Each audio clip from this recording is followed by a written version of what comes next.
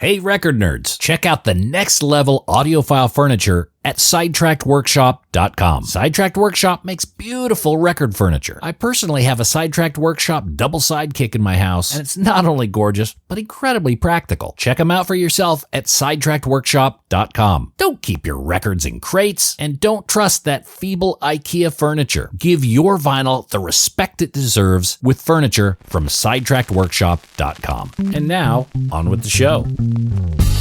Welcome to The Vinyl Guide, the podcast for record collectors and music nerds. Here's your host, the biggest record nerd of them all, Nate Goyer. Well, ladies and gentlemen, welcome to episode 494 of The Vinyl Guide, the podcast for record collectors and music nerds. And you're going to want to get a coffee or a tea for this one. Well, you can grab a beer too if you want. Even if it's morning. Look, I'm not going to judge you, but you're going to want to be relaxed. We cover a lot of ground today. We welcome to the show Mr. Andrew Reich. He's a TV writer, producer of multiple television sitcoms, including the show Friends. He's the director of the new Redd Kross movie, Born Innocent, as well as being an avid record collector. So we talk many different fronts on today's show. We talk about the movie, the McDonald brothers, working with them, the world of filmmaking, punk rock, and of course, we talk about his record collection, which is always fun. And I got to say, in the last year, I've done several episodes on Redd Kross and the McDonald brothers, and they've had a lot going on. They had their double album, the Redd album, released last year, which is stellar. They've had a book, Now You're One of Us, and this documentary, Born Innocent. And I got to say, I'm really glad to see all these good things happening to the McDonald brothers. They've always been very generous of time and information with me and this podcast, and they're always happy to come on and talk records and music and more. So the fact that these things, the universe seems to be coalescing for them and giving them this really big career moment is great. I like to see good things happen to good people. So with all that happening, I do need to share that this movie, this documentary, Born Innocent, the Redd Kross Story, is so good. It really is. I've seen it so many times now. I mean, it's so dense. It's like 90 minutes. It's packed with great moments and record and music nerd info. Yet it's scaffolded by a great story. You know, there's drama, there's really serious moments, but there's a lot of humor and tons of heart. And let's be clear, it's not just a story for music nerds or punk rock aficionados.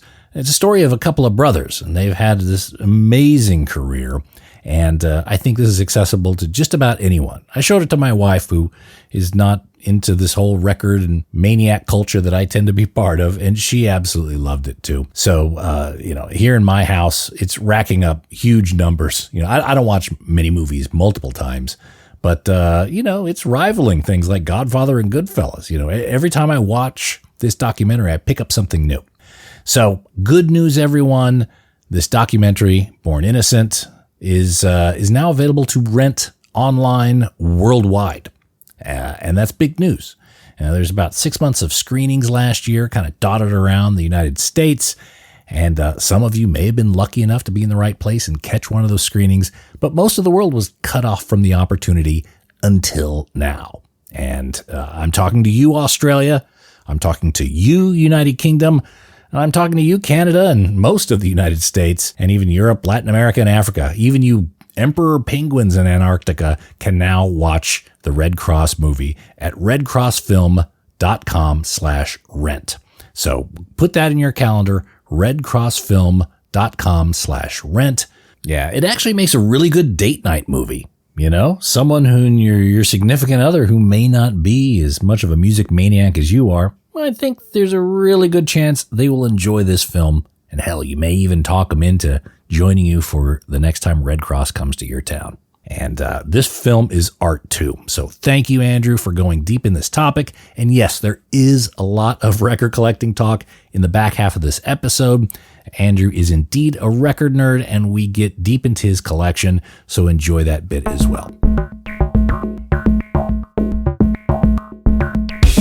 All right, without further delay, let's start the conversation with Andrew Reich on his record collection and documenting Redd Kross. Hey, there we are. Hey, how are you? Look at the wall of winners behind you. Oh my goodness. Yes, I like your reppin' Al Baril, R.I.P. there. Oh yeah. Oh, absolutely. What a week, man. It's him and Clem Burke I know. starting to drop off, man. Anyway, good to see you. Sorry in advance. I just got a cold the other day. No. I was actually halfway thinking about, maybe I should ask Ben if we could push it out a day. But then I don't even know if I'm going to be better tomorrow. It may be worse. So I slept with NyQuil, which kind of doing partial the trick. So I'll mute if I have to cough or sneeze. Okay, I'm still expecting you to be absolutely at the tip top of your game. Oh, I will be. It'll just be more phlegm. If that's, Anyway, I'm glad we were able to get this together, and you and I have spoke on this one-on-one on this. The movie Born Innocent. I think it's one of the best music documentaries I've ever seen. To think about, this is your first movie, right? Yeah. Your first attempt at it, and I guess you've got a background in writing. You worked on many shows, which we can get into as well. But for you to kind of make this leap into filmmaking and this be your premiere project, what encouraged you to make that move? My wife. You got to get out of here and do something. No, not in that way. Not really. No, it was really, and I've told the story at so many of these Q&As, but like I was just, we can get into my Redd Kross fandom, but in terms of just the like real inciting incident, as we would say in the writing biz, I heard Steve McDonald on Turned Out a Punk on Damian Abraham's podcast tell the story of the sort of abduction that happened when he was like 12, 13 and dating this much older woman who he kind of half ran away with, half was abducted by. And it was just such an incredible story. And I was just, relating it to my wife and saying like, oh my, someone needs to make a documentary about this band because there's so many fascinating things about them. And then on top of all of those things, which I already knew, there's this. And she just said, well, why don't you do it? And it was just she just like tossed that off but it just got me thinking about whether it might be possible. And I was at a sort of interesting, junction in terms of my like TV writing career. I'd had a long time writing partnership that was kind of ending. And so it just seemed like, you know what, maybe this isn't a totally crazy idea. But that was it. It wasn't like I'd had dreams of being a documentarian, or anything like that. It was really, and I think this is probably true of like so many of the best things. I just wanted to watch this movie so badly, and like no one else seemed to be making it. And I just kind of felt like maybe, even though I really went into it having no idea what I was doing, I had this sense that maybe I had a combination of skills that could pull it off, which maybe turned out to be true. I knew a lot about the subject already and just the worlds, of all the different music scenes or whatever. And and I'm a writer, so I had some sense of just storytelling, but that was really just that offhand comment set me off. But being a script writer, I think is that the proper I always say I'm a TV writer, screenwriter, whatever you want to. Right. Okay. And in that sense, you own the arc and you can kind of move these characters back and forth. This is completely different waters, yeah? Yeah. And that was what was so hard to learn how to navigate, because there was this sense of, man, it would really be great if there was just a real all is lost moment right at this point in the story, but there isn't. And it's really inconvenient the way their story unfolds if you're looking at very classical, story structure, which is what I've been taught and what I've done for so many years. It's just like the beats really don't line up. They just don't fall where they should. And, maybe the most intense dramatic moment, which is this abduction story. It happens really kind of in the first act. There, moments that you would think, okay, they get signed to a major label and they get dropped. Boy, that should be like a really major moment. But when you talk to Jeff and Steve about getting dropped from Atlantic. They're like, I don't know, whatever. We had another show to play. We didn't even really think about it. It's just like, well, I can't turn that into this all is lost moment. They just kind of like just kept going. And so it was frustrating. It was just this feeling of, God, if I was writing this, I could write it, in this way. But once you just had to make peace with like, okay, can't do it that way. A lot of the tools that I have when I'm just getting to make it all up, I don't have, but you figure out how to do it. And I figured out some new fun kind of tricks, like it's sort of almost a different kind of writing, being able to use editing and montage and things to land jokes. Because, whatever we should say, I'm a comedy writer. And I think a lot of what drew me to their story is these guys are so funny. I mean, Jeff and Steve are just like, two of the funniest people. So you knew it, the movie had to be funny. But again, it's not like, oh, I can write like the setup and then a punchline or whatever. It's just like, but what I can do is maybe take something that someone says and then cut to something and like get a laugh that way, cutting to an image of, so it was kind of learning those new tricks. But that's a job of an editor, right? I mean, that a lot of, and that's again, new waters for you, if I'm not wrong. For sure. And, you are like, documentaries are so made in the editing. And I had an incredible editor, Aaron Elders, who was just such a key collaborator. I've said before, like, documentaries seem like they should probably all have like a co-directing credit between the director and the editor, because it's almost equal. And there were lots of just brilliant decisions he made, but it's also, as a director of a documentary, you are partly the editor. You are saying like, okay, let's put these two things up against each other. I'm not sitting at the keys and actual doing the physical editing, but I'm sort of a lot of the time giving instructions like, let's cut to this here. Let's put this shot right there. And in this case, a lot of the time it was just like, I think we'll get a laugh if we time this cut right and we cut to the right thing, so, but yeah, it's,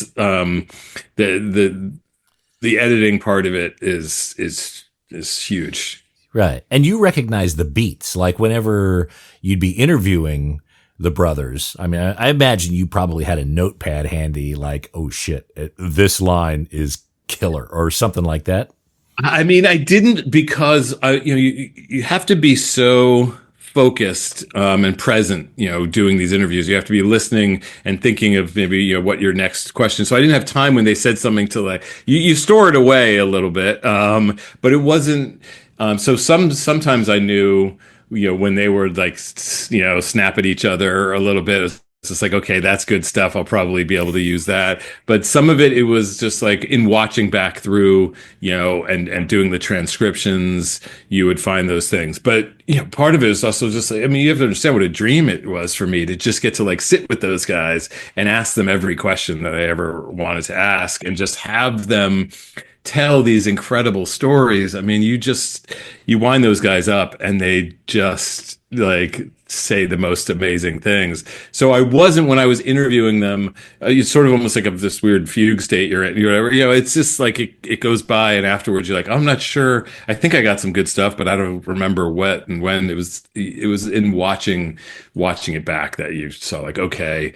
And that's also the thing you learn about, not so much with them, but with some of the other interviews. Sometimes you'll come away feeling like, oh, that didn't go that great. And, but what you don't realize is you need sometimes just like one sentence, like one soundbite, one line. And that's really all you'll need. You might have talked to someone for hours, and felt like, I don't know, but you might have gotten one or two great lines that are going to be key, for moments that you need to hit. I always remember the story Penelope Spheris talking about in Decline 2, that she came away from the scene of Chris, from Wasp in the pool, which is, like one of the most famous scenes from that movie with his mom. And they left and they're like, we're going to have to come back. We got nothing. Like, we didn't get anything. We're going to have to reschedule this and do it again. And it's like the best thing in the movie. So it's like, that tells you, like, you don't always know in the moment what you're getting.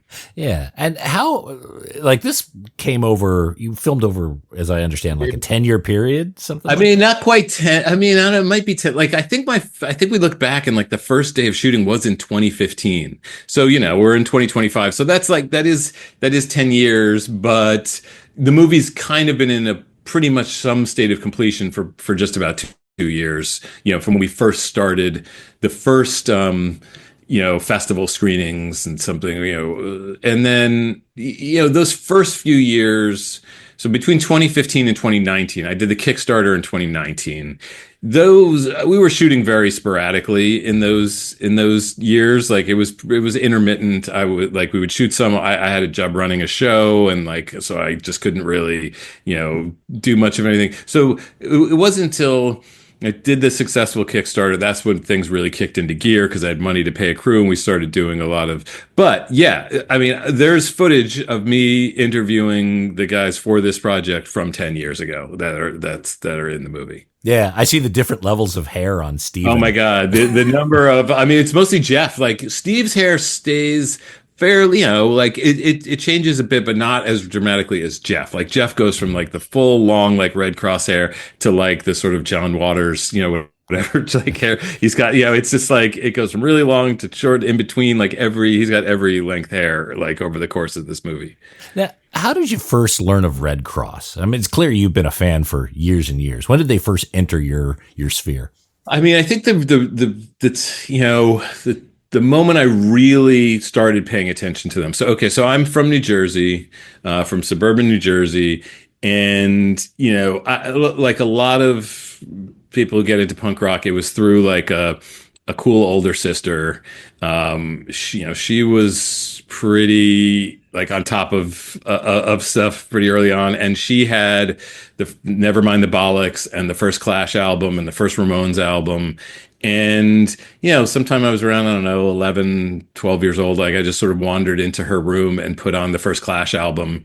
And that was the first music that ever really spoke to me. Like, I bought maybe Hot Rocks, which I listened to some, and I had a couple records, but nothing really I cared that much about until like I heard Clash City Rockers for there's just like something about that record. And then putting on the first Ramones record and then Nevermind the Bollocks, I was like, this is it. So I was pretty, from there, just all in, and you went quickly from, punk rock to hardcore, and had a friend who had copies of Maximum Rock and Roll and was like making me mixtapes and so that was really, from like 13 on, like I was just like a hardcore kid, and that whole New Jersey Adrenaline OD scene and the New York like Agnostic Front scene and all that sort of early to 80s hardcore. And so there was like one other kid who was into it in my high school,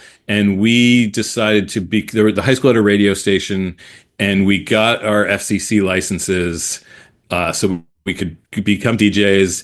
Mostly, we thought it'd be cool to have radio shows and play this stuff because it wasn't really getting played anywhere. But also, we realized like we could get free records. Like the radio station had very official looking letterhead, and we were like, we send on this letterhead, we make a playlist, and we send it to every record label whose address is in Flipside and Maximum Rock and Roll. And that's what we just started to do. The dot matrix printer, like, printing out, the playlist and putting it on this WJSB letterhead. And so we started getting just lots of free records coming in. And one day, and, I guess in 1984, Gas the Tanker Records, Bill Bartell's label, sent a package, and it was the FUs, Do We Really Want to Hurt You, White Flag, Third Strike, and Redd Kross, Teen Babes from Monsanto. And I think I was aware of Redd Kross with a 1D and a C. I probably had heard And That's Got the Hits. I was vaguely aware of them. I would have heard Pseudo Intellectual is on the We Got Power Party or Go Home. Is that what it's called? I always forget what the We Got Power compilation is. But it's that compilation that's got like 40 bands on it. They're all like 1-minute songs. Redd Kross Pseudo Intellectual is like the last song on side 2. So I would have heard that. But Teen Babes from Monsanto, when I put that on and I heard Deuce, which I'd never heard the Kiss version of. But it was like, what is this? Like, this is amazing. And then you go through that record and it goes from that to, Blow You a Kiss in the Wind and Heaven Only Knows, the Shangri-La's cover. I don't know, their cover of Anne by the Stooges. I don't think I would have heard that Stooges album. I probably at that point had had a copy of Metallic KO, but you couldn't get those. Maybe I had Raw Power, but I didn't have couldn't get my hands on those first two Stooges records yet. I certainly didn't know Savior Machine by Bowie or Citadel by the Stones. So I didn't know the originals, but the sound of that record, those covers, I was like, this is incredible. Like, it's heavy like punk rock, but it's not a hardcore record. And it's kind of classic rock, but it's so much cooler than classic rock seemed to me. So that record just became really couldn't stop playing it. And, the cover is kind of mysterious, the pictures of them, and there's a picture of Lori Partridge on the inside. And there's all these things about it that were very different from the Necros or, whatever else I was listening to. And so, you started to see interviews with them and fanzines and look for those. And they were so funny and weird. And their references, it's which a lot were to the TV shows I'd grown up watching. And I just found them to be so winning. And I just loved everything about them. So I was on board from that record in '84, and then I was in college when Neurotica came out, and I just played that record to death. I was just this is just hitting every pleasure center. I couldn't quite understand what the mashup of influences was. I wasn't enough of a music fan at that point to understand everything they were putting together. But to me, it just was this is the greatest. Melodic but heavy, just catchy. The lyrics were funny and mysterious, and all these little hints of LA, where they're just laughing at all the assholes at the rainbow. And I was, this New Jersey kid, East Coast kid, but I was kind of fascinated by LA from reading Flipside, and they, those hints they dropped about all these LA references. So I mean, really from then on, I just loved every record. They changed a lot, but every record was great. It's so funny. There's that game 6 Degrees from Kevin Bacon, but there's 2 Degrees from the McDonald brothers. They have so many connections. There's so many connections, and this is something I also sort of said at Q&As. I'm you make this sort of Venn diagram of the bands you like, and somehow they just sit at the center of it. And it's a lot of for me. That goes from Black Flag to the Go-Go's to Teenage Fan Club to the Fastbacks to Sloan to the Muffs to Dinosaur Jr. to the Butthole Surfers to they connect all of those bands. They're either very close connections, like Jeff being married to Charlotte from the Go-Go's and being close to Kim from the Muffs, and to just, they toured with Dinosaur Jr. and the Butthole Surfers, and they were close with them. They just, and that's a wide range of bands that in some ways seem like they're not all that connected, but Redd Kross connects them all. And I could list, 20 more bands that's the case. They just felt, and living here, I've lived in LA since 1990, so I've been here, more and more as I lived here and saw them over the years. I was this is the key. This is the band, the secret key that unlocks Los Angeles music. Everything comes back in some way to Redd Kross. They rule supreme, over everything. If you see them, you're this is it. This is the epitome of Los Angeles. And I do.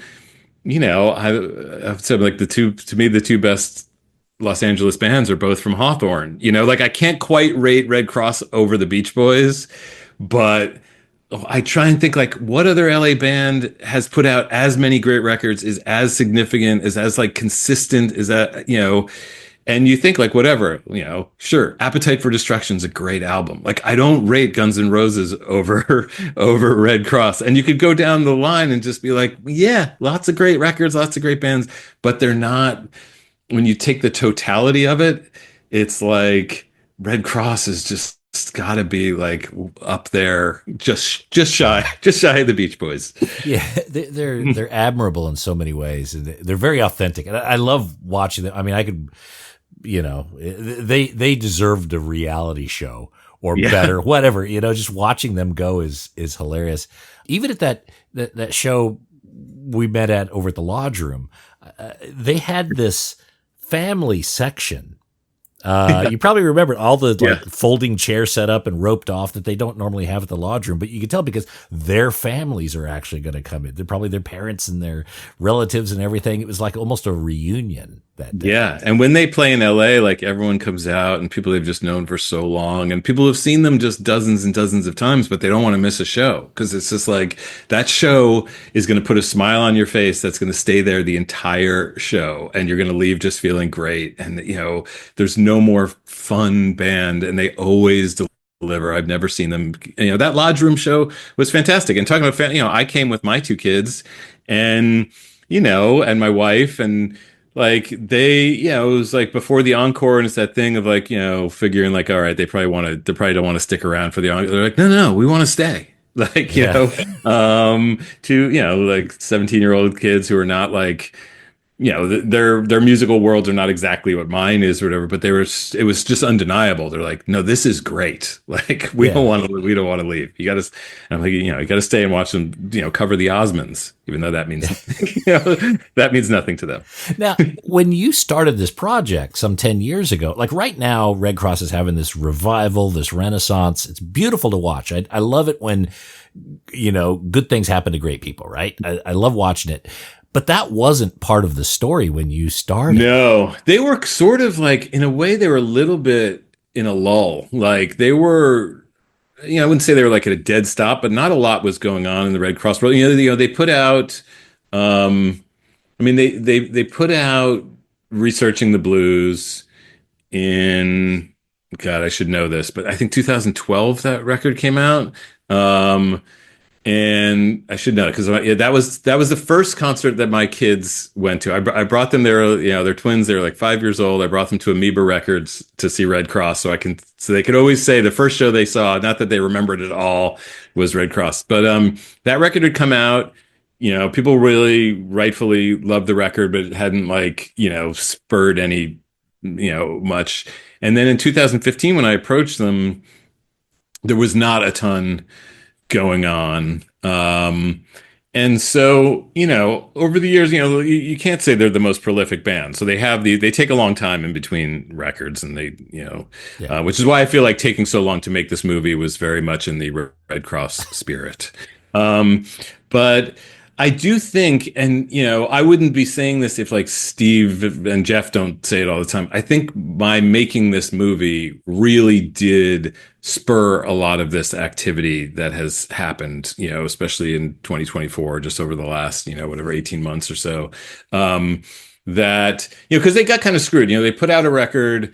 They put out Beyond the Door, which just got released like right into the thick of COVID, and it's just like they couldn't tour. They had a lot of big plans. We had plans and they just all didn't happen because of COVID. So that record was a little, bit of a, disappointment in terms of like catching on. And then, and I didn't really they sort of made that.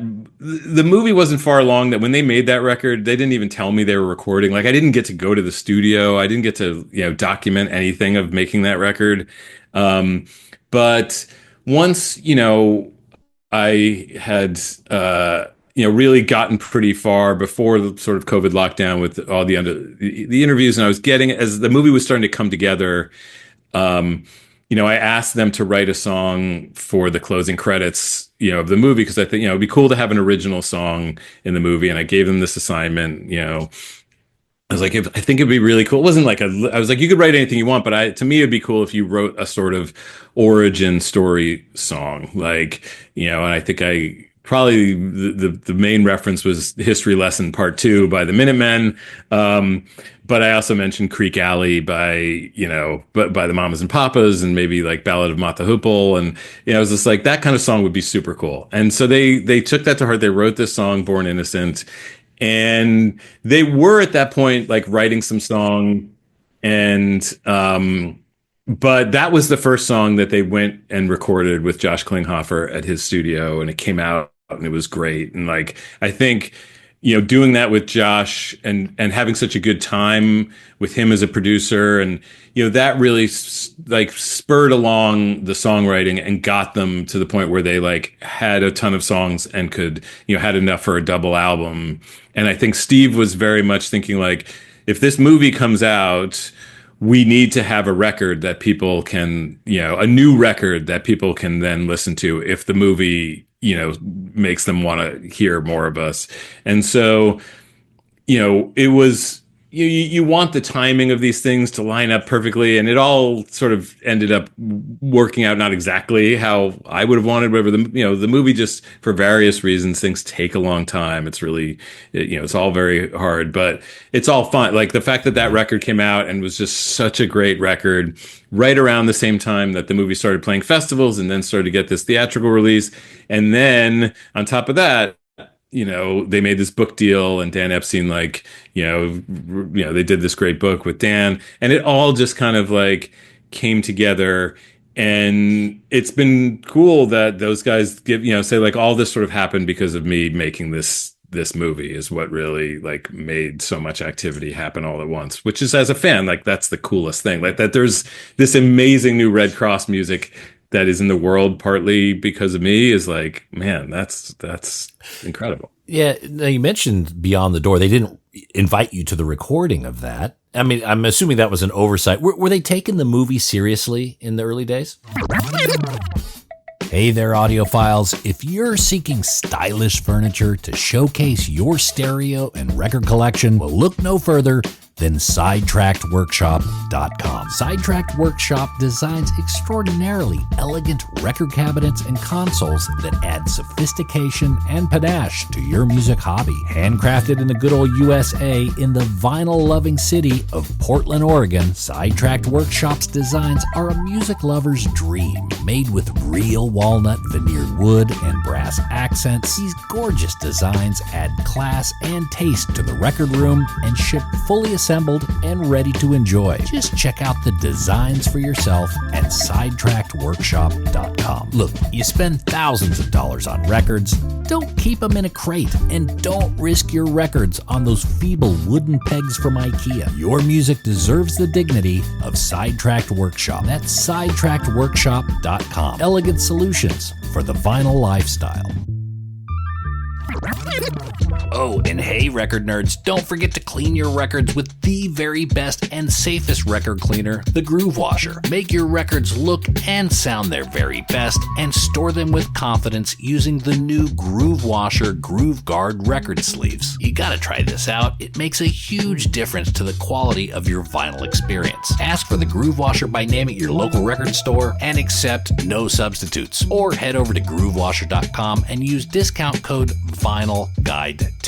All hail the Groove Washer. That's groovewasher.com, discount code VINYLGUIDE10. Now you mentioned Beyond the Door. They didn't invite you to the recording of that. I mean, I'm assuming that was an oversight. Were they taking the movie seriously in the early days? I mean, they would have been totally within their rights not to, like given how for the first few years, like how it was happening, they would probably have been totally right to think like this thing's never going to happen because it was so sporadic, and it's just like every like 6 months I was like, hey, can I come over and shoot shoot the interview? Like we only got through Born Innocent last time, maybe we could get up to Neurotica this time. Like it was slow going.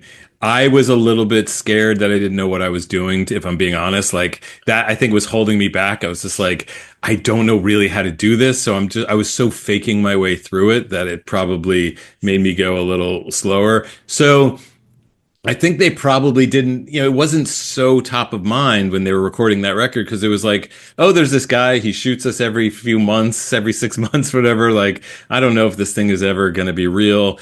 It started to get more real to them when I decided, because I got to a point, I was like, at this rate, this movie's going to be finished in like 70 years. It's just like, I have to commit to this. And that's where the Kickstarter, came in, where I felt like, all right, if I do this Kickstarter and I am successful, then I'll have like taken people's money, and then I'll have like really feel like I have to do it. Obligation. And so once the obligation. And so once and granted, I still haven't done it nearly fast enough for a lot of those Kickstarter people who complain, but at that point, and we really collaborated on that Kickstarter, because I was just like, what can we offer people? And they were so generous, and like, Jeff made, we offered like a handwritten lyric sheet of what your song of your choice. And I thought Jeff was just going to like scribble out. He made these beautiful spiral like drawings for everyone who pledged for that. And so that was really like, we were then in it together. Like we had done that Kickstarter together. And then once I started interviewing all these other people with their help, making a lot of the connections, and they saw, okay, he's talking to Thurston Moore and Kim Gordon and, and Des Cadena and Ron Reyes and like, all these people that I started talking to, and Kim Thale and Jeff Ament. And then I started to think they started to realize like, okay, this is becoming more real. And they definitely started including, whenever they were doing something, they would let me know. And then, the easy part in a way was shooting all that stuff and amassing this whole mound of material. And then it was just like, now what? Like, how the hell do I like make sense of all this? It was such a massive amount of material. It's crazy. And that's when I sort of wrote this oral history of, I didn't write it. I patched together an oral history of Redd Kross through sound bites, through the transcripts of all of these interviews that I had done. And then once I had that, now I have the shape of what would have been like a 7-hour movie, but at least it was sort of like there was a structure. I brought on Aaron, my editor, and we just started to hack away at that. But when I've looked back through it recently, and so much of the movie is in that document. So many of the sort of like way the sound bites butt up against each other and some of the flow, but it was just like way too long. And it was just a matter of like cutting stuff out and then adding in, I had this insane amount of archival material that I'd been collecting over all of these years. The whole time, even if I wasn't doing much to edit, I was always on the lookout and trying to find VHS tapes and, on eBay and whatever, trying to find live, footage and photographs and, whatever, all that stuff, always digging and, looking for stuff. So you had this 7-hour or whatever, this multi-hour vision. Yeah. For people who haven't seen it, the movie's 90 minutes. Yeah. Right. And yeah. to tell that 89. story, 89, okay, just under 90 minutes. But it's to me, it's like a Ginsu knife, right? It's just the economy of it is, I'm sure there's a lot of stuff that would be fantastic bonus material that you've already probably planned for whatever physical form release eventuates. Yes. But once you had that long vision, you had this mound of material, you whittled it down, you made this what would have been a 6-7 hour cut. That's when your previous skill as a scriptwriter starts to kind of come in and say, okay, let's pull this out or let's emphasize this. Then it became more of a traditional kind of approach. Is that fair? A little bit. Yes. I do think that is where so I'm, for most of my career, it's just like I've been a network, like sitcom writer. You need to deliver a 21.5 minute, final product. Like you don't have a lot of wiggle room. Streaming, and I've done some streaming shows. Streaming's a little bit different. You see these shows and it's like it's 18 minutes one week and 34 the next episode. But in what I came up in was like whatever, it probably started at 23 minutes and got down to like 21.5. That's really hard to do. Like, and it involves killing your babies like all the time. It's just like taking stuff that you love and it's having to say like, we got to cut it. Like we just don't have the time. It's not essential and it's got to come out. So that was helpful in just knowing like, all right, we've got it down. And, at a certain point, I did really decide, I was like, this movie's going to be under 90 minutes. I'd seen too many music documentaries that I felt like overstayed their welcome. And I had this thing in my head, like I was like, eventually, somewhere down the road, this thing's going to be on a streaming service and someone's going to come across it who doesn't know Redd Kross, but knows all these other bands, that are in it and likes music documentaries and is like thinking about maybe checking it out. And they're going to look and go, I wonder how long it is. Oh, it's under an hour and a half. I'll check it out. Like that was the person I had in my head. Whereas I'm thinking like 180 minutes, like I'm not watching this thing. And so I just felt like I wanted to just make it a really, no barrier to entry. So it was just like the great thing about working with Aaron, my editor, is he had done the Jawbreaker documentary, which I thought was really good. Like, and that was one of those, like, I wasn't a fan of the band or didn't really know them that well, but I still really liked the movie and I thought it was very well edited. And he was the perfect editor because it was like, he's a music guy. He'd been in a band called Maps and Atlases.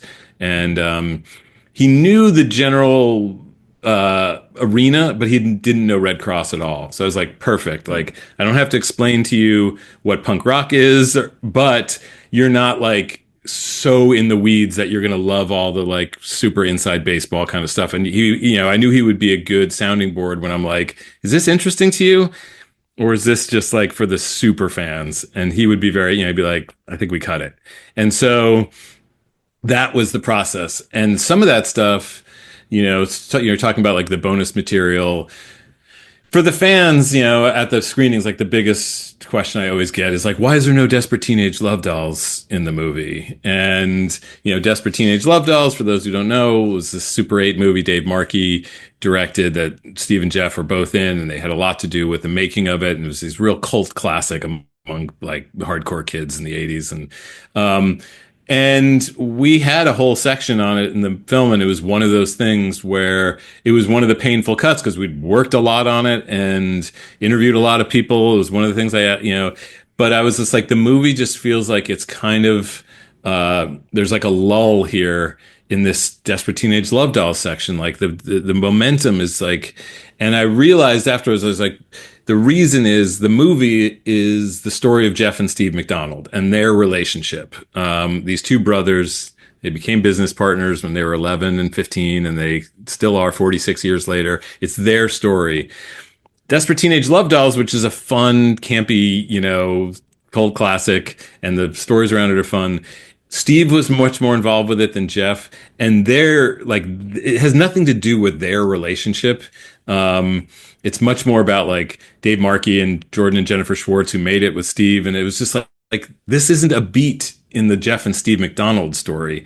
We got to pull it out. And and it was hard to do because it's like I'd spent a lot of time on it, but I now have like a 15-minute finished like featurette on Desperate Teenage Love Dolls and the sequel Love Dolls Superstar that'll be on the eventual Blu-ray DVD.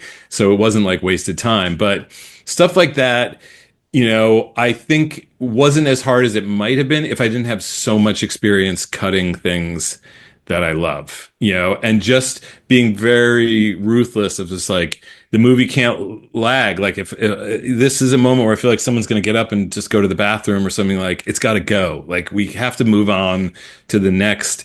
Like I want people to still be like digesting the incredible thing that they just learned, and we're on to the next thing before and now it's the next thing. And luckily these guys have enough incredible things in their story that you could do that. You could just be like, wait, I'm still processing the whole like that they were on the Francis Ford Coppola's plane because Sofia Coppola asked him to bring Redd Kross home, and now we're on to like the next thing. It was just being ruthless about not wanting an audience member to get bored. It is interesting. It's overwhelming. The amount of information, and in a good way. Yeah, that's why you got to watch it more than once. Well, I've watched it many times. I think I'm in double digits now, and I was excited about showing it to my wife too, because it's short. She knows nothing about Redd Kross.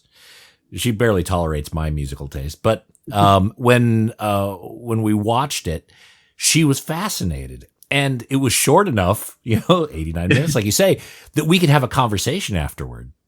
And she's looking forward, God willing, they'll come to Australia at some point. She's now really looking forward to seeing them. So it is kind of a good gateway to Redd Kross. That's what I wanted to make. I wanted to I didn't want to just preach to the choir. I wanted like more choir members. And, I just figured, look, the super fans are going to see it no matter what. I wanted them to be happy. I wanted there to be enough stuff in there.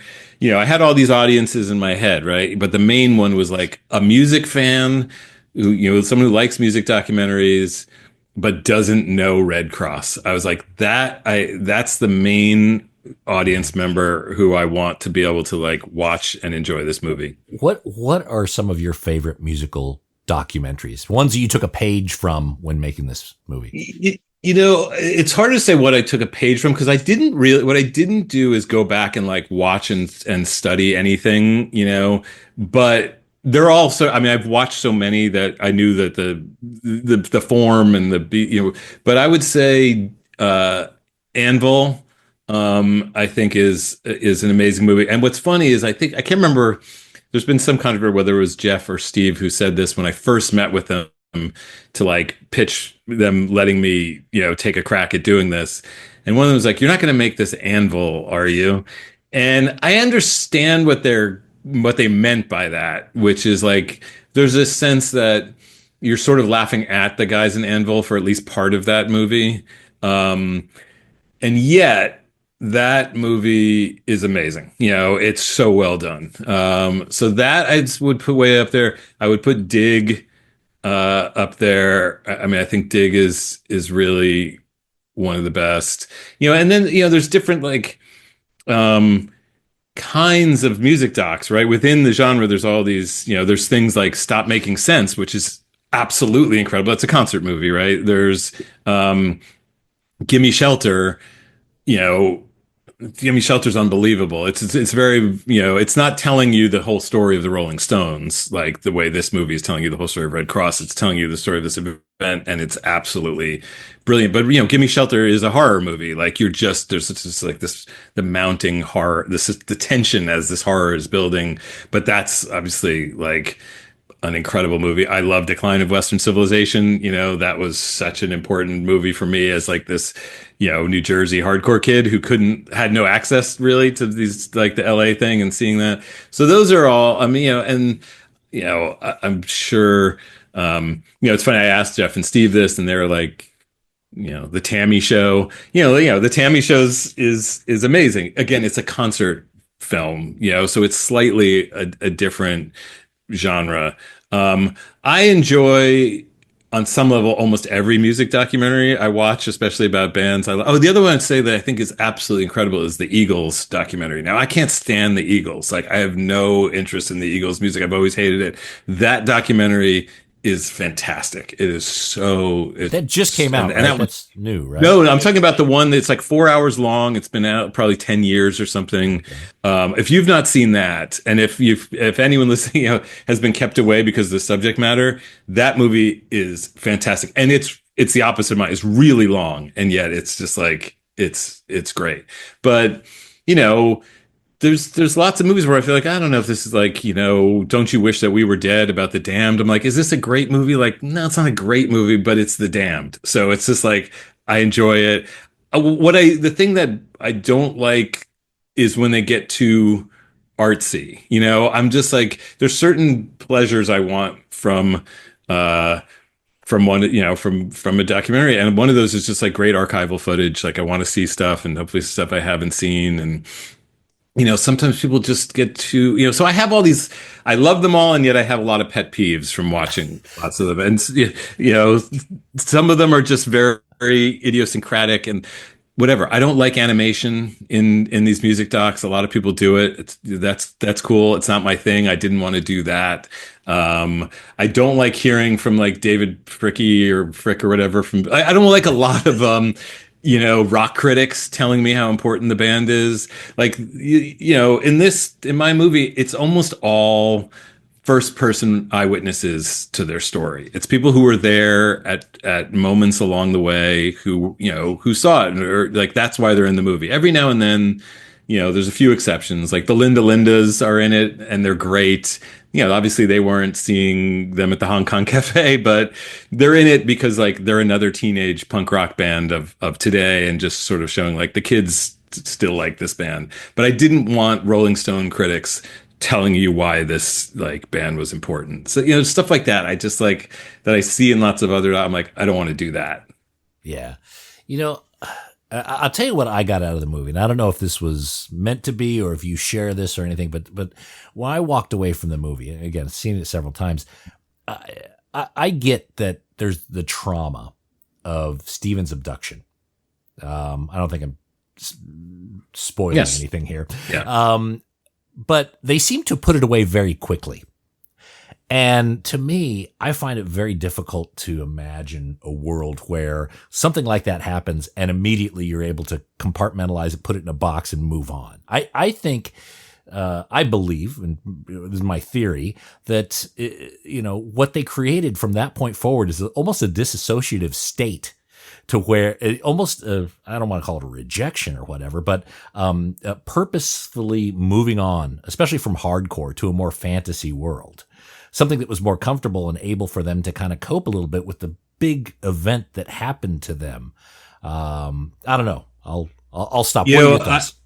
not to be corny, but I sort of just got almost a chill when you said it, because I think that that's such an astute observation. Like, I think you are really spot on, even to the point of like, dress up is something, costumes are sometimes something that a trauma victim will like use as a coping mechanism. And they really did post, once he got back, pretty quickly, not right away. You see some photos and stuff of them after he got back, and they're just like wearing like black t-shirts, and they're just, kind of in, almost hardcore looking, but pretty quickly they start dumpster diving at the, and going to the Goodwill and finding the flares and the 70s stuff. And they start doing this kind of dress up thing. And yes, that's the influence of like the New York Dolls and the Stones, on them. But I do think, and this is always going to be a theory. It's not like, and I asked Jeff and Steve these, kinds of questions, trying to figure out like, what was the effect of this traumatic thing? But, to hear them say it was just sort of like, Jeff will say like he started smoking tons of pot. But the way they do say is like, look, we just buckled down. We got the band back together. We just started practicing really hard. And, the parents had a very, 70s parent kind of, I think to be, I think Janet, their mom, did offer like some therapy to Steve, and maybe he went once or something. But the general approach seemed to be like, let's just not talk about this. Let's just put it behind us. They did, I don't feel like it was really discussed much after he got back.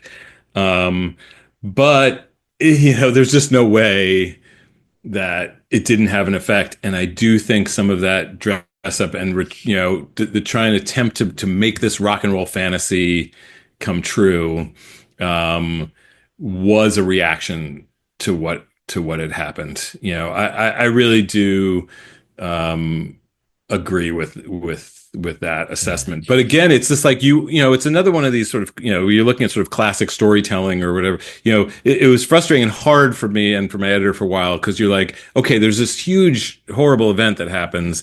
We're expecting it to come back around in some way, right? For it to like, for the after effect of it to manifest in some way. And it just really doesn't. Except to me, the only I ask Alfie, who's Steve and Anna, his wife Anna Warrenker's son, I'm just like, which of your parents is more strict?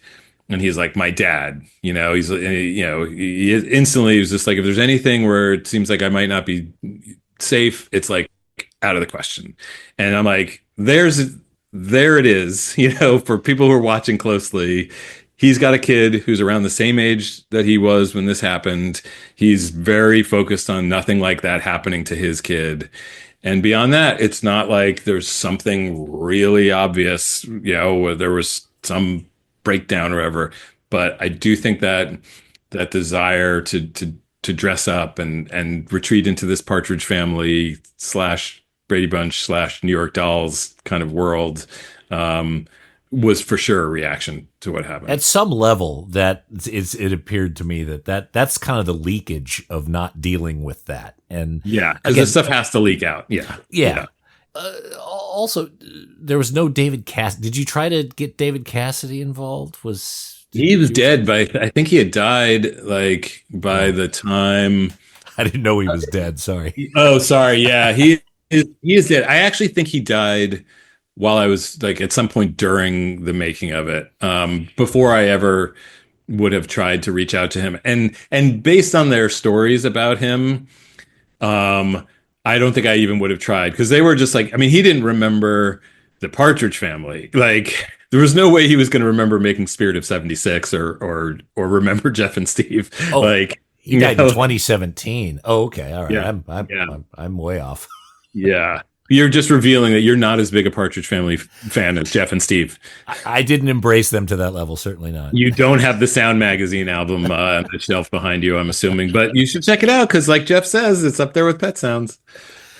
Yeah. Oh, so you actually got to spend some time in their record collection. I saw that big room that looks like kind of everything was stored in, all the records. Yeah. Yeah, I mean, you would just be bummed out like about the state, the storage of those records. Like, Jeff's not like an archivist really, and so that's in Jeff and Charlotte's house. It's this closet. It was just like we had to clear boxes and boxes of stuff out to get them in there to even like get to the records, and the cool thing about, and I was so excited to see, I wanted to see his record collection, get to see Jeff McDonald's record collection. And it's like, what's cool about it is he played the shit out of, those records. Like they're beat up. But you're seeing his copy of like, Too Much Too Soon and, his White Album, which I show, and his, the copies of his Ramones albums and like those Partridge Family records, like you see how much he played them and you see, that footage. I mean, I hadn't really thought about it, but I should probably put more of that footage on the Blu-ray because I just had him just pick stuff out at random and talk about it. And you can't predict what, someone, if you know the band well enough, he's going to like pull out, I can't remember what that Cher record is from the 60s with all those great covers, but it's just like, I'm blanking on what it's called, but Cher records are just as important to him as Ramones records, like for sure. And I just love hearing him talk about music. So yeah, it was cool. But he'll say things like, yeah, I think I have all my Danger House singles somewhere, but I don't know where they are. And you're going like, dude, like, because they had every Danger House single because, they were buying them when they came out but he couldn't find them. He's just like, I don't know where they are in here. So I've offered to him because I'm like, how's the closet? He's like, oh, it's worse than when you were here. I'm like, can I just come in there and organize it and just go through and like get your records like properly stored and I just love to see everything that's in there because I know there's, I don't know if he's got like a copy of The Germs Forming or like a first press nervous breakdown or something, but maybe it could be in there somewhere. What part of the movie, what was the hardest bit to cut or is there a part of the movie that kind of makes you wince a bit? Not. I mean, it depends on what kind of wins. Like for a while, I was like when I'm interviewing the parents about the abduction, I wince because you hear me asking them the question about talking about it. And I am so sort of stuttery in asking the question. And you hear, I'm just like, do you think that maybe like, we could, that time when Steve was away, like, do you think that maybe we could, and because I was so nervous about bringing it up with them, and watching that, it's very raw because they haven't talked about it much since it happened. And you have to, whatever, giving stuff away for people to have seen it. Their son was missing for 3 months. Their 13-year-old son was missing for 3 months. And so when I, as a parent, like think about that, like it's hard to not get choked up imagining one of my kids being gone for that long and just not knowing where he was. Like it's terrible. So that is hard.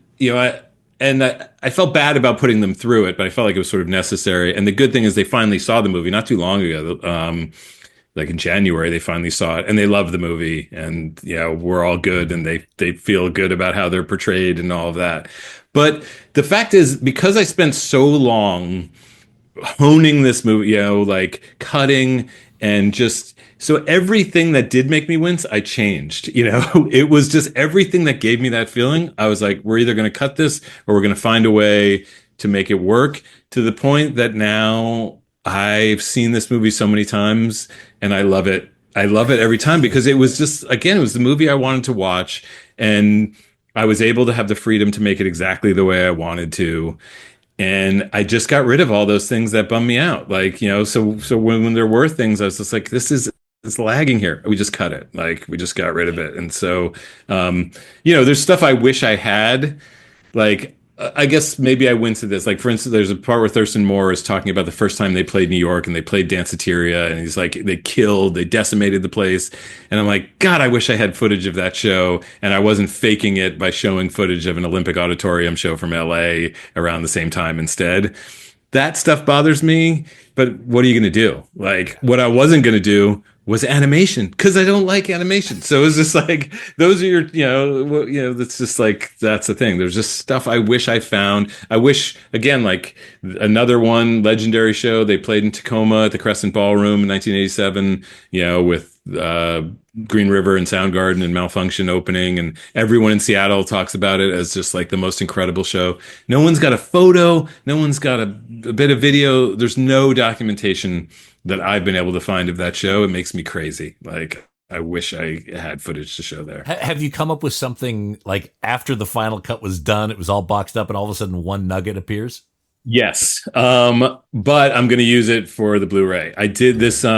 We did a screening, and the band played in Hermosa Beach for this South by South Bay festival that Larry Little at St. Rock put together. And someone at the Q&A there was talking about having taken photos at the show they played at the Santa Monica Pier, which was this, in Redd Kross world is kind of it's the footage that starts the movie, because it's in the Dave Markey shot it, and it's in the Slog movie. And what happened after his Super 8 cartridge ran out was Jeff insulted Mike Muir from Suicidal Tendencies, like sort of said something about Mike Muir's mom, and the guys from Suicidal Tendencies, who weren't even a band, were just like a gang, started throwing kiwis at the band, and people started throwing it back. It was this whole, but it didn't seem like it was ever recorded. And this woman, Marla Watson, who's a great punk rock photographer, was like, I took photos. And I reached out. I was like, "Can you send it?" And she sent me like a roll of the most incredible photos, or some of the best photos of the band ever, I think.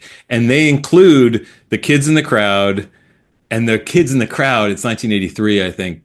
They're like straight off like the back of like a early Bad Religion single or something. They just like, they got the bandanas, they got the boots with the chains and the bandanas around the boots. They're just like, they're so SoCal hardcore circa 82, 83.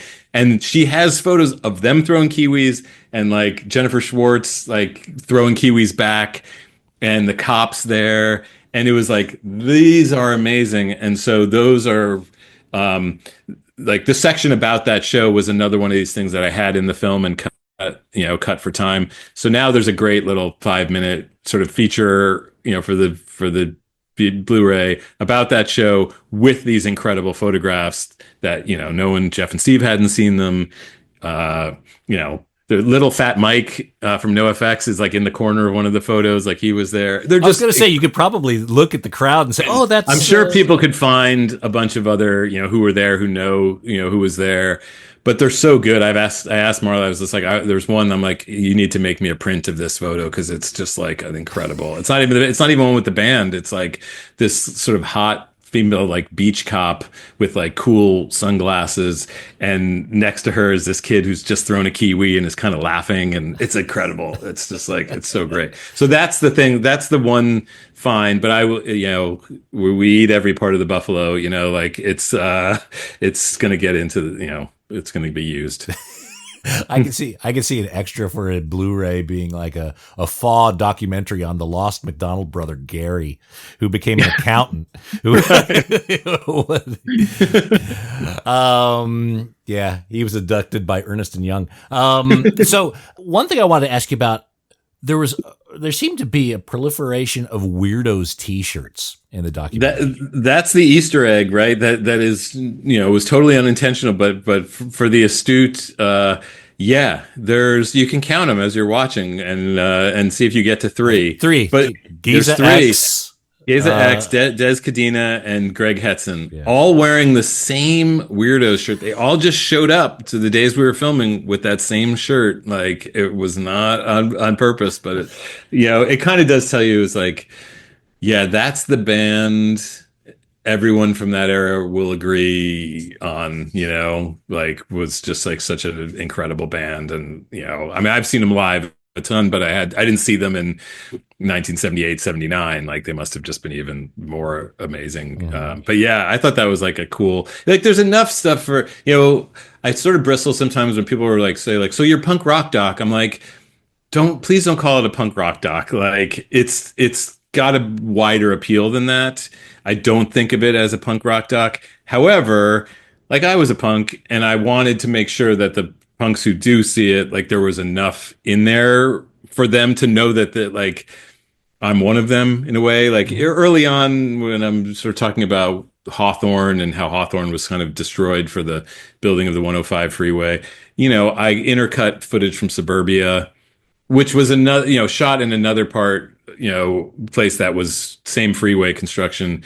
But it's just a little bit like, again, like an Easter egg or whatever. It's a little bit of like, people, I don't identify it as Suburbia, but the people who know. And it's just sort of like, okay, you're in the hands of like someone who speaks your language. Trusted advisor. Yes. Like, the film opens with my production company logo, which is like Reich and Co., but it looks like the Touch and Go label. Oh, yeah, And it looks like it's on like a Negative Approach 7-inch or something. So it's just sort of like, I just wanted those people to know, like, I'm one of you, but I also didn't want this to be ghettoized in like this is like the Cuckoo's Nest documentary or something. That's just like a only for punks. Like, this, I think, can appeal. My 70-year-old accountant and his wife came and saw it and loved it. They're just, we love those brothers. The relationship is so I'm like, great. Like, they're not looking to watch a punk rock doc. And I just didn't want it to just be thought of as just that. Yeah. So before we let you go, let's talk about your record collection. Clearly, you love the genre. You've got a lot of records behind you. Give me a little bit of information on your personal record collection. I mean, so yeah, I started, collecting like 13, 14, I guess. And I don't think I think I have like a good, I'm not in your league. I'm not in the league of like, the real, like a Damian Abraham or whatever. I got a lot of records free at the radio station that I was talking about, but I did have to, when I graduated, my friend who stayed was a year younger, and we kind of split that up. We split up the records, and I got some things I'm glad I got. But like, there's things that, whatever. There's a single by this band Nasty Facts called Drive My Car, which I think is just one of the greatest punk, sort of pop punk singles ever. And it's like, it's now like a $300 record, and I don't want to shell out. I wish I had kept the Nasty Facts single. But I have, it's like, I have my copy of Victim in Pain by Agnostic Front that I got at the time, which is a pricey record now. And I have, by like Last Rites, Chunks, and So Ends Our Night, and my original Milo Goes to College. And, so I always held on to I held on to all those records. Like, I didn't ever get rid of anything I really regret having. And along the way, I do have, I've got a Pay to Come single, but it doesn't have a picture sleeve. So it's not like I have a lot of, I have a Misfits Halloween single, but I don't have like Bullet or, Horror Business or something. So, and of course I could have bought those records for, relatively cheap, but even, Halloween I got new, in New York going in, I would take the train into New York, and I would go on St. Mark's Place, there was a bunch of record stores. And so you get stuff at, or whatever. You go to Bleecker Bob's, you go to 99, St. Mark Sounds. There were Free Being. I know I got my like copy of DYS Brotherhood at Free Being, because I think it still has the sticker. There was a great record store called Rocks in Your Head, which I'm always trying to find. They had the coolest bag. That store had these bags, which was just a bunch of band names and sort of logos, like in a block. And I would study that because it was all the coolest bands, some of which I didn't hadn't heard of, but it was almost like this checklist of like, okay, I got to know about this band. But I was a little bit like, I was a little cheap. Like I wouldn't, it's just like, okay, yeah, you could get a copy of Bullet, but it's going to cost you $40.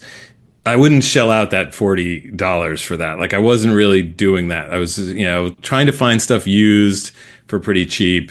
And you luck out, some of the time. But so I was mostly, like, hardcore records and punk rock records. And then, I've had like gone on, had enthusiasms for other bands over the years. Like I got into the White Stripes super early. So I have for those first couple White Stripes 7-inches, I got those like right away at the time. I was really into Rocket from the Crypt.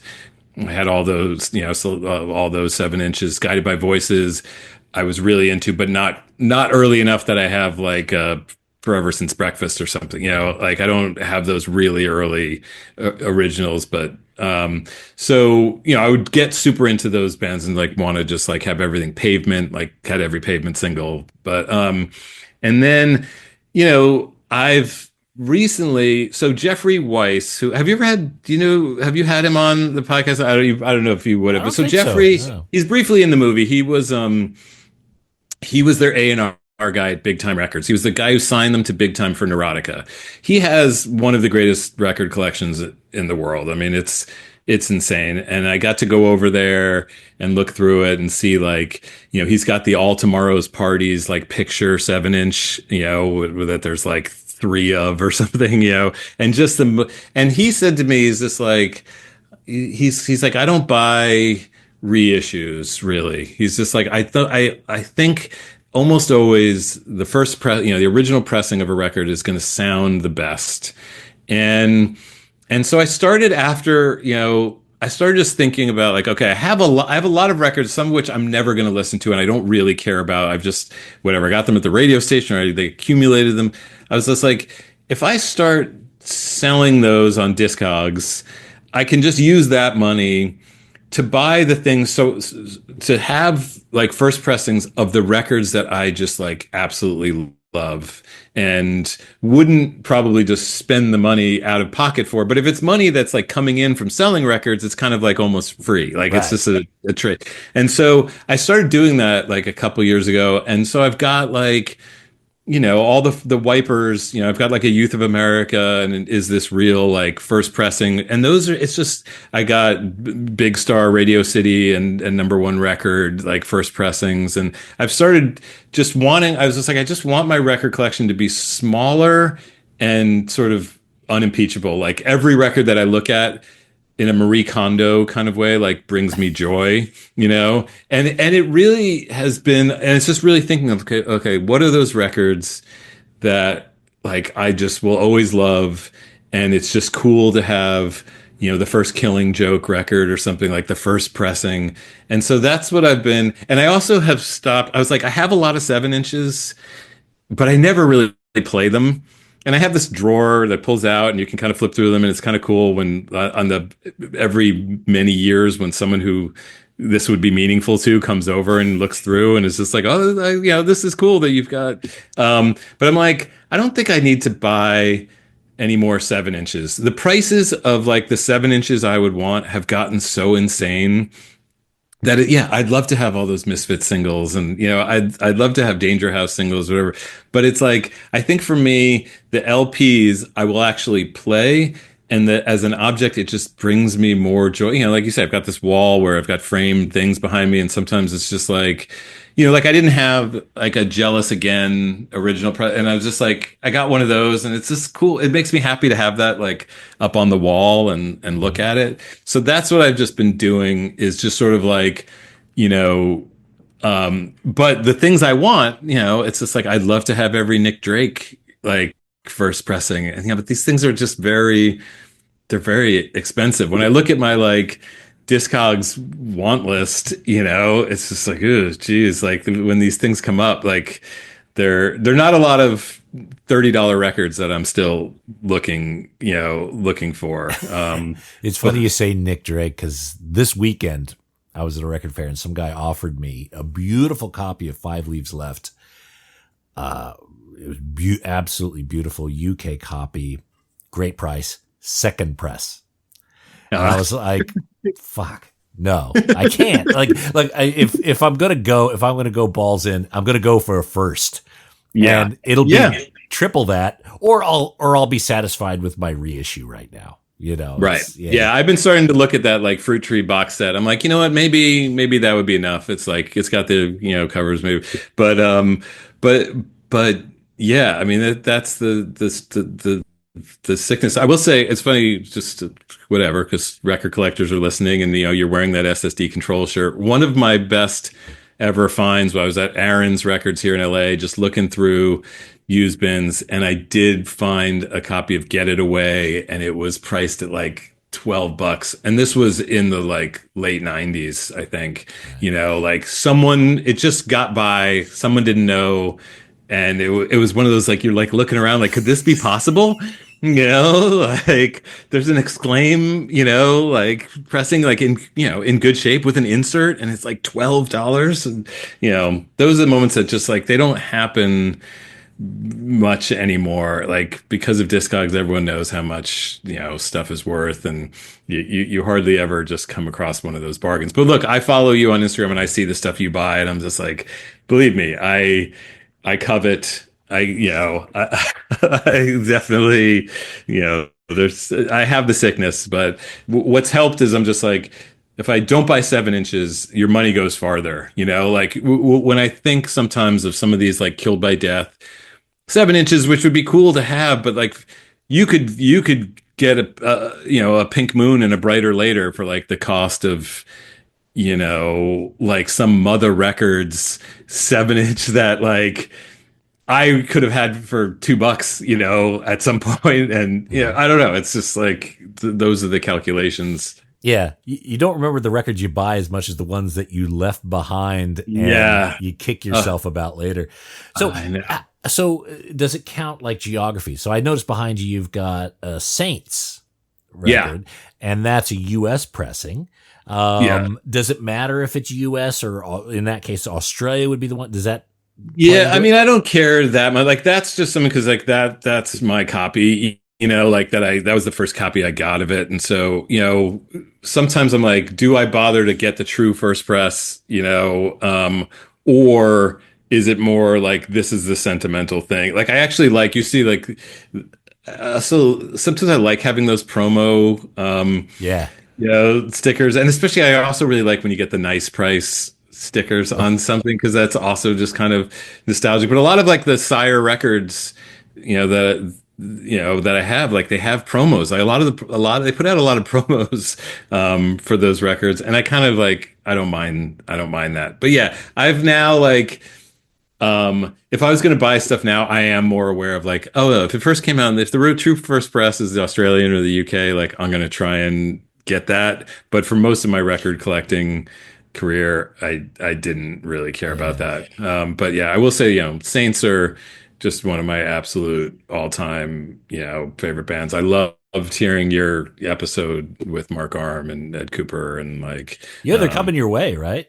I got my tickets the day they went on sale. Believe me, like I'm going to be there, and I've talked to Larry Hardy, about them a lot, and I mean, I just love that band, and and I'm someone who loved them pretty much all the way through. Like I love the post Ed, the A Little Madness to Be Free, and all those records. Like I was buying all of those, and really loving that era of the band too. But yeah, they're an all-time favorite for me, for sure. That's great. And the band that's opening for him is called Chimers.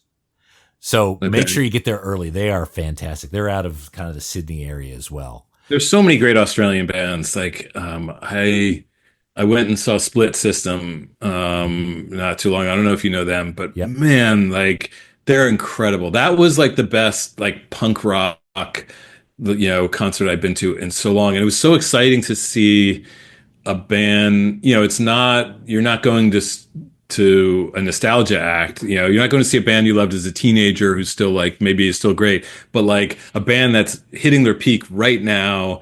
And that band just feels like, I see the influences, but what they're doing doesn't feel like copycat in any way. It's just like they kick ass. Like that band is incredible, and it just felt great to be in this. It was at El Cid here. It was just like a little, sweaty, like small show, and it's like, man, I love that feeling. Like, I got to see the Bad Brains and a lot of these like in small clubs, like, but now it's like, I saw the Misfits at like Bank of California Stadium with like 15,000 other people or something. Like that's a very different thing. And just to get to see that was just awesome. I feel like Australia's putting out the best punk rock, new punk rock bands right now by far. Yeah. I've actually recently kind of made the decision not to go to larger shows. Rather than spending $200 on a ticket, which is what they cost you. I don't know what the tickets are in California. Yeah, I'm sure it's not that far. But rather than give $200 to a band who probably doesn't need it as much, I'd rather split that up and go to 10 club shows and give $20 to the bands who do. Right? Yeah. And I've been blessed by that just because I've now got to see, Amyl and the Sniffers in small places, or the Chats in a little fucking podunk place. And they're doing great now. So yeah. Yeah, you're in one of the places where there's, and maybe I am too, and I'm just not aware. Like there may be great, I'm not totally on top of new stuff.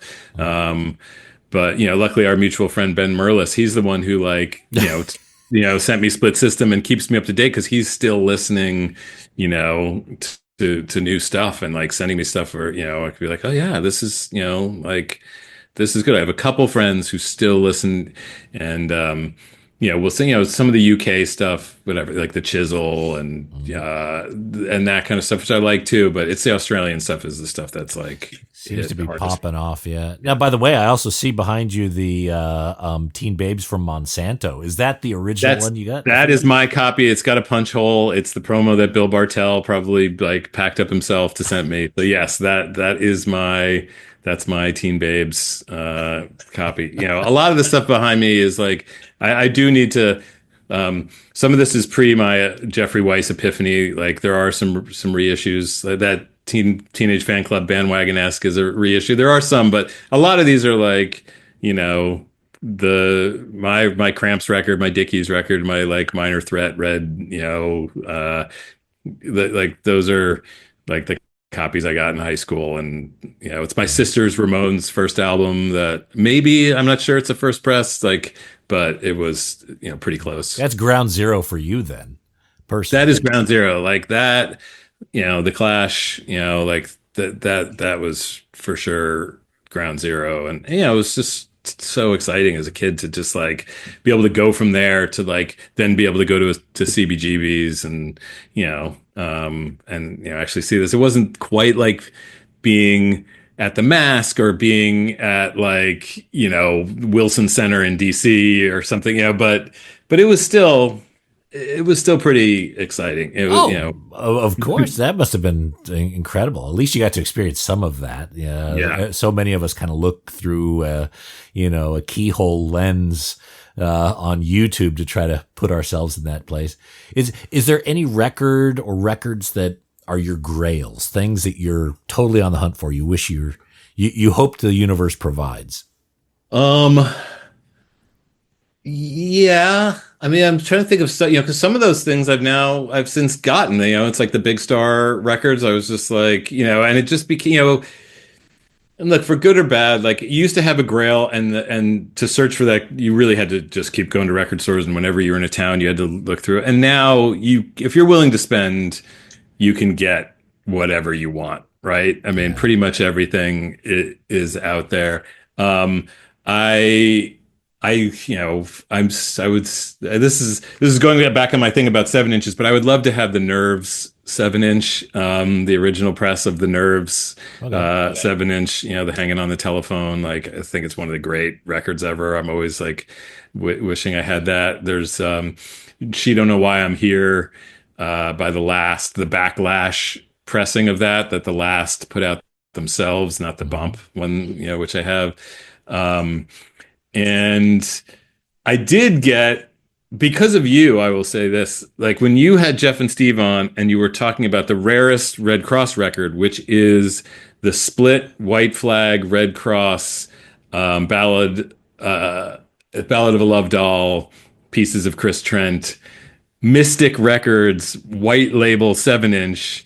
I did shell out on Discogs for a copy of that. Like it hadn't shown up for years and it finally did. And so I did. And I paid like $300 for that record, which is like a lot for me to spend. And then weirdly, since then, people have been like other copies for like $200 have showed up, and I'm just like, God damn. But that was like, that was, you brought up. I was just like, okay, if anyone should have the sort of rarest of the Redd Kross records, it should be me. And then Ben Morales recently found something. I think it's like a VHS. It's like a Def Leppard Redd Kross split that he found that exists. And now I'm like, oh God, I got to find that. Like that's, there are a couple Redd Kross 7-inches, the UK only, that I still don't have because they show up, they're really cheap in the UK, but then you got to pay like $40 shipping, and I'm just not willing to do that. So there's still, my Redd Kross discography still has a couple of holes. Yeah, I guess a lot of UK shipments, just like you say, cost so much, but a lot of people won't ship outside the UK. And so I've had to cultivate some friends that are like, do you mind if I have a couple records sent over to you? And then you just package them up and fucking send them over. Yeah. I might have to hit you up for your contraband, your smuggling connection, my mules. Mules. I need a record mule for sure. Yeah, anytime, man. So I certainly hope you find those records you're looking for there, Andrew. And again, I want to remind folks, Born Innocent, the Redd Kross Story. Is that the correct title? That's the correct title. Okay. ReddKrossFilm.com/rent. The good news is you could now go out wherever you are in the world and rent it. Again, thank you so much. Thanks again, Andrew. Great job, and hopefully we'll see you at a Redd Kross show soon. Thanks, Nate. This was amazing.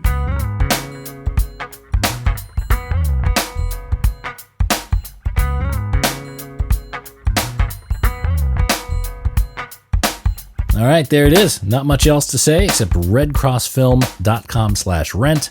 Go check it out, and if you enjoy it, tell a few others. Help spread the word on this documentary. And I think your friends and family will thank you for it. And that's it for this episode of The Vinyl Guide. Thank you so much for tuning in. And for all you nice people who are leaving positive reviews on Apple Podcasts and Spotify, well, I owe you one hickey. And for those of you who are part of our Patreon legend community at patreon.com/vinyl guide, well, you get to pick where the hickey goes. We'll be back shortly with a brand new episode. So until we talk next time, get out there and buy some records, people. Cheers.